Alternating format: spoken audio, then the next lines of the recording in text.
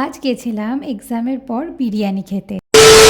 Hi everyone, welcome back to my another mini vlog. আমার মনে হয় প্রত্যেকেরই লাস্ট এক্সামের জন্য একদম পড়াশোনা করতে ইচ্ছা করে না। কিন্তু ক্যালকাটা ইউনিভার্সিটি থেকে যা কোশ্চেন আসেও পড়লেও পারা যায় না, আর না পড়লেও তো আর কিছুই পারা যাবে না। তাই নিজেকে অনেক বুঝিয়ে সুঝিয়ে সমস্ত সিলেবাস কমপ্লিট করলাম। আর গরমের মধ্যে এরকম ঠান্ডা ঠান্ডা জুস খেতে কিন্তু মন্দ লাগে না। তারপর সারা রাত পড়ে সকালবেলা রিভিশন দিয়ে তারপর চললাম এক্সাম দিতে। আমরা বন্ধুরা আগে থেকেই ঠিক করে রেখেছিলাম যদি আমাদের লাস্ট এক্সাম ভালো হয় তো আমরা এক জায়গায় খেতে যাব। তাই যেমন কথা তেমন কাজ, লাস্ট এক্সামটা আমাদের প্রত্যেকের সত্যি খুব ভালো হয়েছে। তাই আমরা ঠিক করলাম যে আমরা আর্সেলানে বিরিয়ানি খেতে যাব। তো বিরিয়ানি খেতে যাব বলেছি মানে আমরা ওখানে গিয়ে শুধুমাত্র বিরিয়ানি অর্ডার দিয়েছি, আর কিচ্ছু অর্ডার দিইনি। কারণ কলেজ স্টুডেন্টের কাছে পকেট মানিটা একটু বেশিই ম্যাটার করে। যারা বিরিয়ানি লাভার আছে আমার মতো, তাদের কাছে তো আর্সেলানের বিরিয়ানি নিয়ে আলাদা করে কিছু বলার দরকার নেই। সত্যি ওখানকার বিরিয়ানি খুব ভালো হয়। আমার চ্যানেলে এক্সাম রিলেটেড একটা বড় ভ্লগ